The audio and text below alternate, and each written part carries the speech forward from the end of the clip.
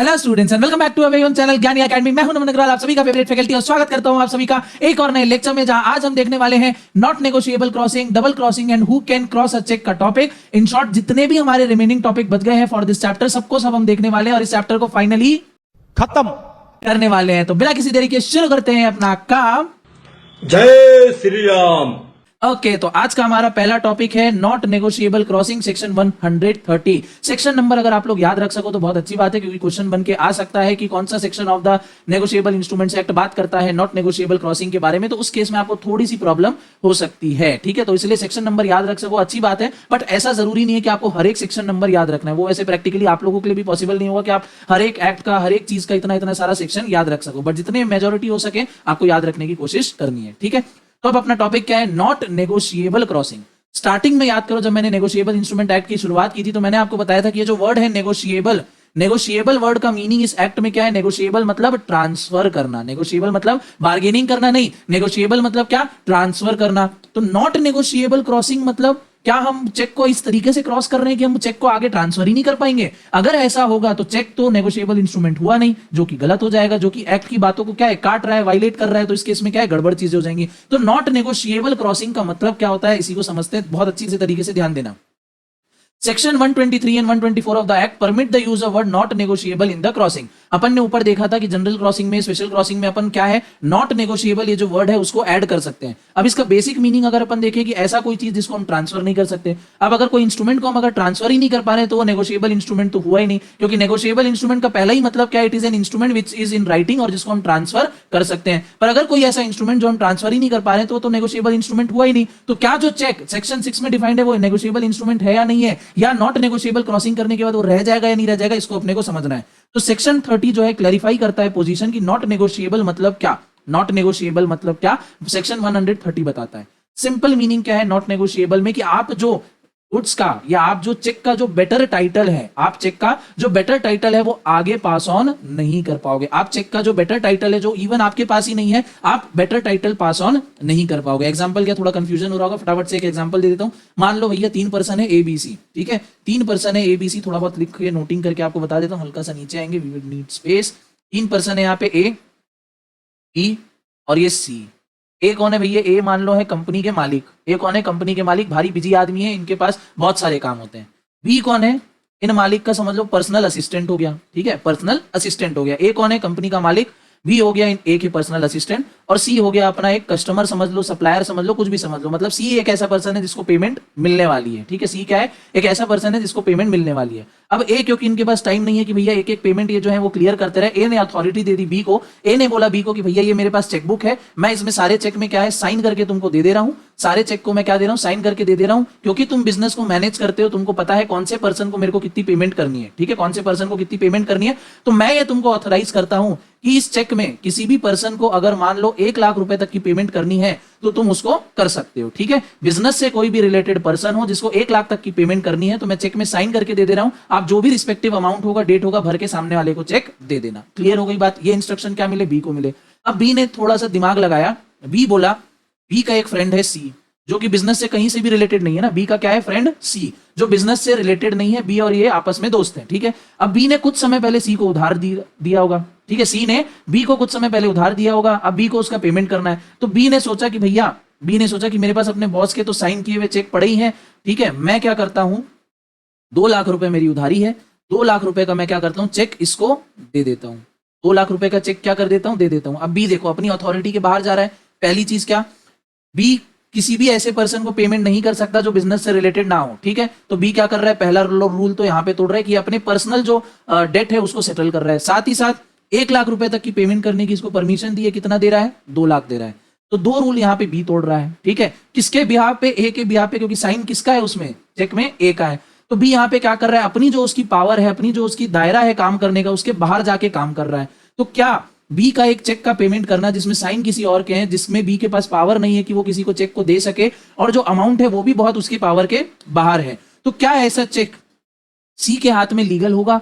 क्या बी, जिसके पास उस खुद चेक का टाइटल नहीं है, टाइटल क्यों नहीं है, क्योंकि उसके वो अथॉरिटी के बाहर है, क्या वो एक बेटर टाइटल सामने सी को दे पाएगा? Answer is no. क्या ए को सी को पेमेंट करना पड़ेगा? क्या ए के अकाउंट से वो 2 लाख रुपए कट जाएंगे जो बी ने उसको दिया? क्योंकि सिग्नेचर किसका है? ए का है, तो अल्टीमेटली अकाउंट से पैसा किसका कटेगा? ए का कटेगा। लायबिलिटी किसके ऊपर आएगी? ए के ऊपर आएगी।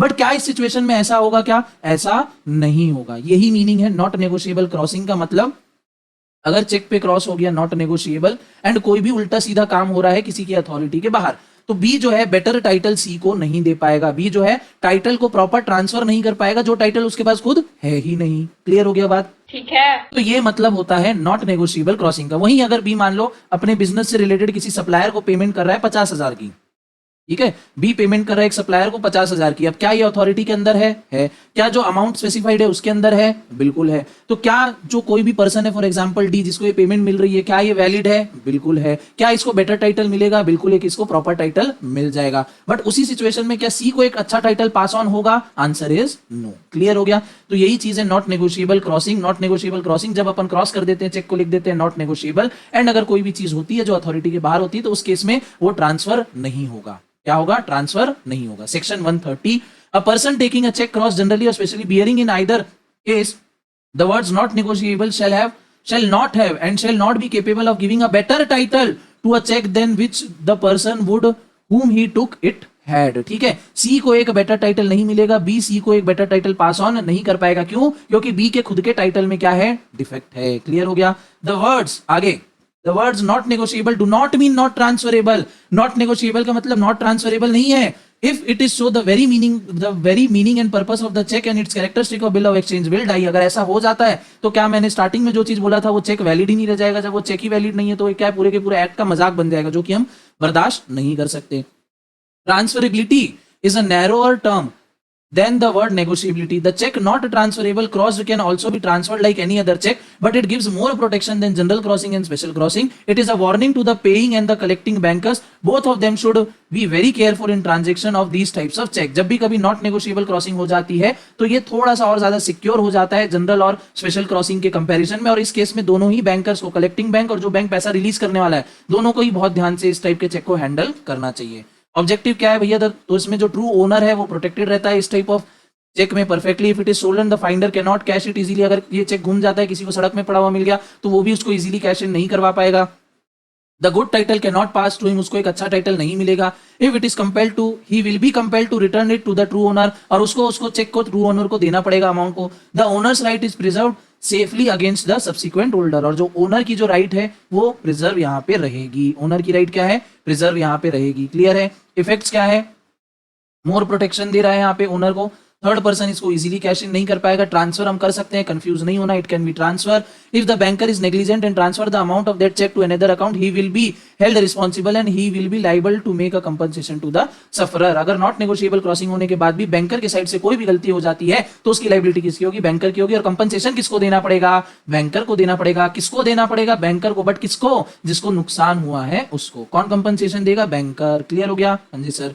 नेक्स्ट इज आपका डबल क्रॉसिंग या सेकंड स्पेशल क्रॉसिंग सेक्शन 125। क्या है? डबल क्रॉसिंग या सेकंड स्पेशल क्रॉसिंग सेक्शन 125 क्या है? काफी इंटरेस्टिंग और दिमाग लगा के कॉन्सेप्ट को बनाया गया है। फटाफट से पहले मैं आपको एक्सप्लेन कर देता हूं, फिर अपन जो टेक्स्ट है उसका रीड करेंगे। ठीक है, मान लो मैं हूं और एक है पर्सन ए। पर्सन ए कौन है भैया? फार्मर है, गांव में रहता है। ठीक है, इंडिया के किसी कोने में एक गांव में अपना रहता है। मैंने ए से कुछ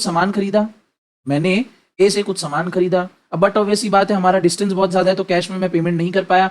फार्मर बोला कि भैया यूपीआई वगैरह मैं यूज नहीं करता तो मैं यूपीआई के थ्रू भी नहीं कर पाऊंगा, आप मेरे को पेमेंट तो करनी है। तो मैं बोला कि चलो भैया तुमको चेक काट के दे देता हूँ। अब चेक में मैंने कर दी क्रॉसिंग। क्रॉसिंग कर दी और चेक में मैंने लिख दिया, मान लो ABC बैंक लिख दिया। चेक में मैंने लिख दिया ABC बैंक। अब इसका क्या मतलब हो गया? ये हो गई एक स्पेशल क्रॉसिंग। अब इस मिस्टर ए को कहाँ जाना पड़ेगा? ABC बैंक में जाना पड़ेगा। वहां इसका अकाउंट होगा तो उसको पैसे मिलेंगे, नहीं तो अकाउंट खुलवा के इसको पैसे मिल जाएंगे। अब ये चेक पहुंचा भैया ए के पास। ए बोला कि सर जी हमारे गांव में तो क्या, बाजू वाले गांव में और दूर दूर तक ABC बैंक की कोई ब्रांच ही नहीं है। ठीक है, ऐसा हो सकता है कोई भी जो प्राइवेट बैंक है, जरूरी थोड़ी ना उनकी हर एक गांव में ब्रांच है। ठीक है, क्योंकि प्राइवेट वाले गांव में क्यों जाएंगे? वहां पे उनके जो एक्सपेंसेस है, वर्किंग एक्सपेंसेस, वही बढ़ जाएंगे और रैदर जो उनको रिटर्न है वो वहां से नहीं मिलेगा। तो गवर्नमेंट बैंक्स क्या होते हैं? जनरली गांव में ओपन होते हैं। अब मैंने क्या किया? मैंने किसी प्राइवेट बैंक का यहाँ पे चेक काट के और उसको स्पेशल क्रॉस करके दे दिया। अब ए को हो गई दिक्कत। तो मैंने पूछा भैया कि तुम्हारे गांव में कौन सा बैंक है? तो ए ने बोला कि भैया मेरे पास DEF बैंक है।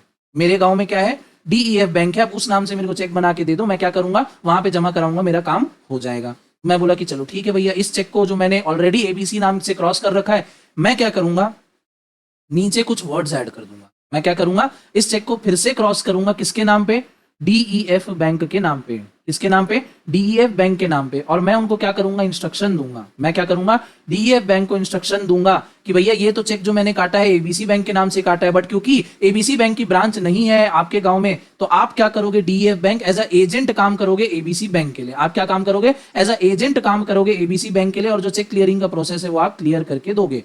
तो सिंपल मैंने यहाँ पे क्या किया, चेक को 2 बार क्रॉस किया। 2 बार क्रॉस करने की मेरे को जरूरत क्यों पड़ी, क्योंकि एक बैंक का यहाँ पे ब्रांच था नहीं, तो मैंने दूसरे बैंक को रिस्पॉन्सिबिलिटी दी कि you will act as an agent to the prior bank, और आप जो चेक का काम है वो करवा के दोगे। तो इसको क्या बोलते हैं, डबल क्रॉसिंग या सेकंड स्पेशल क्रॉसिंग। ठीक है, यहाँ पे मैंने 2 बार क्रॉसिंग करी। एक बैंक को मैं इंस्ट्रक्शन दे रहा हूँ कि you will be acting as an agent for some another bank, तो 2 बैंक का वहां पे नाम लिखा होगा। सिंपल सी बात है, इसीलिए क्या हो गया, ये डबल क्रॉसिंग हो गया। अब पढ़ लो text.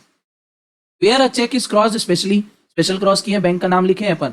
The banker to whom it is crossed may again cross it specially to another banker. His agent for collection is called double crossing. क्या बोल रहा है, एक बैंक के नाम पे क्रॉस हुआ, वो क्या कर सकते हैं, दूसरे बैंक के लिए उस चेक को क्रॉस कर सकते हैं ताकि वो एजेंट की तरह काम करे। इसको क्या बोलेंगे, डबल क्रॉसिंग बोलेंगे। क्लियर है। This is only case where a second special crossing is allowed by the act and can be done only for the purpose of collection, and that too by a banker. Therefore, it is called double crossing or second special crossing. The private parties are not allowed to utilize double crossing. Private parties क्या है, utilise नहीं कर सकते हैं double crossing को, यानी जो second वाली क्रॉसिंग होगी वो कौन करेगा, बैंकर ही यहाँ पे करेगा। एग्जांपल के लिए मैंने क्योंकि स्टोरी बना रहा था तो आपको समझाना जरूरी था, इसलिए मैंने यहाँ पे बताया कि मैं ही क्रॉस करूंगा, बट क्या होगा, बैंकर ही क्या करेंगे, दूसरे बैंक के ऊपर इस चीज को क्रॉस करवा देंगे। क्लियर है। इफेक्ट क्या होगा, double crossing is not permitted to general public. General public को डबल क्रॉसिंग परमिटेड नहीं है। It is practice only in case of transaction between the banker. सिर्फ और सिर्फ बैंकर के बीच में ये प्रैक्टिस होता है। Others are not allowed to use double crossing. Others are not allowed to use double crossing. In case of double crossing it is a regular practice to cross at the back side of the cheque. ठीक है, अब क्योंकि भैया 2 bank का नाम लिख रहा है और अपन को ये भी वर्ड ऐड करना है कि भैया एजेंट की कैपेसिटी में क्रॉस हो रहा है, तो ज्यादा जगह चाहिए होगी, तो इसलिए हम क्या करेंगे, चेक के पीछे साइड में क्या करेंगे, क्रॉसिंग करेंगे। Cross at the back side of the cheque where is there sufficient places available. Section 127 lays down where a check is crossed specially to more than one banker except when crossed to an agent for the purpose of collection. The banker to whom it is drawn shall refuse the payment. अब यहाँ पे क्या बोल रहे हैं कि अगर हमने चेक को 2 बार क्रॉस कर दिया है, 2 अलग अलग बैंकर का यहाँ पे नाम है, और ये हम मेंशन नहीं कर रहे हैं कि किस बैंक को एजेंट की तरह एक्ट करना है या कोई बैंक एजेंट की तरह एक्ट करेगा। अगर ये मेंशन नहीं है तो बैंक क्या कर सकती है, पेमेंट देने के लिए मना कर सकती है। मना कर क्या सकती, करेंगी ही, मना करेंगी। ठीक है। Next is, according to section 127, it is necessary in all cases to specify the second special crossing that the banker in whose favor it is made is an agent to the first banker for collection. जब भी हम double crossing कर रहे हैं तो दूसरे banker का हमको बताना जरूरी है कि ये भैया एजेंट की तरह काम करेंगे for some other particular bank. Clear हो गई बात। हाँ जी सर। अब इतने टाइम से अपन बात कर रहे हैं चेक क्रॉस, चेक क्रॉस। अब चेक को क्रॉस कौन कर सकता है, Who can cross a check? फटाफट से देख लेते, फिर देख रहे हो आप कि आपका जो चैप्टर है वो खत्म होने वाला है। लास्ट टॉपिक है। Generally the maker of the cheque makes the crossing. If he does not cross, the holder of the cheque can cross it. Generally जो चेक बना रहा है वो क्या करता है, क्रॉस करके दे देता है। अगर वो नहीं कर पाता है तो जिसको वो चेक मिला है वो भी चाहे तो क्रॉस कर सकता है। ठीक है। इट और in certain occasion the banker में ऑल्सो क्रॉस इट। अपन ने देखा कि सर्टेन ओकेजन में कि बैंकर भी चाहे तो उसको क्रॉस कर सकता है। Section 125 states about crossing after issue. According to section 125 where a cheque is uncrossed the holder may cross it generally और स्पेसिफिकली। ठीक है, मान लो ए से मुझे चेक मिला, वो अनक्रॉस चेक था, तो मैं भी चाहूं तो उसको जनरली या स्पेसिफिकली क्रॉस कर सकता हूं, परमिशन लेके, बोल के, बता के। 3 पॉइंट है यहाँ पे। Where a cheque is cross generally the holder may cross it specially. मान लो मेरे पास एक चेक आया जो जनरल क्रॉस था, मेरे पास चेक आया जो कि क्या था, जनरली क्रॉस था, मैं क्या उसको स्पेशली क्रॉस कर सकता हूं, बिल्कुल कर सकता हूं।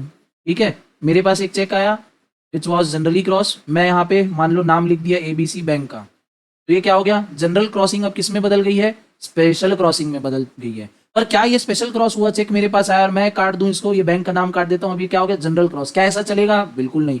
आप पीछे नहीं जा सकते, आप आगे बढ़ सकते हो। जैसे मान लो मेरे पास जनरल क्रॉस आया, मैंने लिख दिया ABC बैंक, ठीक है, फिर उसके आगे मान लो अगर मेरे पास आया स्पेशल क्रॉस होके ABC बैंक, मैंने लिख दिया नॉट नेगोशिएबल। ठीक है, तो अपन स्टेप वाइज आगे बढ़ सकते हैं, अपन स्टेप वाइज आगे बढ़ सकते हैं। मैं ऐड कर दिया अकाउंट पे ही, ठीक है, बट कोई चीज अगर उसमें लिखी हुई है तो मैं उसको डिलीट नहीं कर सकता। ठीक है, मैं ऐसा नहीं कि यार चेक क्रॉस हो गया, मैं अपन ये क्रॉसिंग ही काट दी, अब ये ओपन चेक हो गया, अब मैं काउंटर पे पेमेंट ले लूंगा, ऐसा नहीं होगा, ध्यान रखना इस चीज को। दूसरा point, Where a check is crossed generally or specially, the holder may add the words not negotiable. Again, अगर जनरल या स्पेशली क्रॉस है तो अपन क्या कर सकते हैं, नॉट नेगोशिएबल वर्ड उसमें ऐड कर सकते हैं ताकि थोड़ा सा और एक सेफ्टी की लेयर ऐड हो जाए। आगे where a cheque is cross specially the banker to whom it is crossed may again cross it specially to another banker his agent for collection. Again यानी डबल क्रॉसिंग की यहाँ पे बात हो रही है। एबीसी के नाम पे क्रॉस था ये चेक, ठीक है। एबीसी वाले क्या करेंगे तो दूसरे बैंक के ऊपर इसको क्रॉस कर देंगे एज अ एजेंट बताकर। क्लियर हो गई बात? हाँ जी सर। तो who can cross a cheque, तो जो चेक बना रहा है वो भी कर सकता है, जिसके पास वो चेक है यानी होल्डर वो भी क्रॉस कर सकता है, और इवन बैंकर भी चेक को क्रॉस कर सकते हैं। तो मेकर, होल्डर और बैंकर ये 3 पर्सन क्या है चेक को क्रॉस कर सकते हैं, ठीक है, आइदर जनरली या स्पेशली। बट अगर एक बार क्रॉस स्पेशली हो गया है, अगर चेक क्या है स्पेशली क्रॉस हो गया, हम उसको जनरल में कन्वर्ट नहीं कर पाएंगे। हाँ, जनरल में हुआ है तो उसको स्पेशल कर सकते हैं, स्पेशल हो क्या है अपन नॉट नेगोशिएबल ऐड कर सकते हैं, बट पीछे रिवर्स में जाने वाला काम हम नहीं कर पाएंगे। तो विद दिस सारे टॉपिक हमारे खत्म हो गए इस पर्टिकुलर चैप्टर के। आई होप आपको बहुत ज्यादा मजा आया होगा पढ़ने में, सारे आपके डाउट्स क्लियर हो गए होंगे। तो इसी के साथ इस वीडियो को हम यहीं पे रैप अप करेंगे। लास्ट तक बने रहने के लिए दिल से धन्यवाद।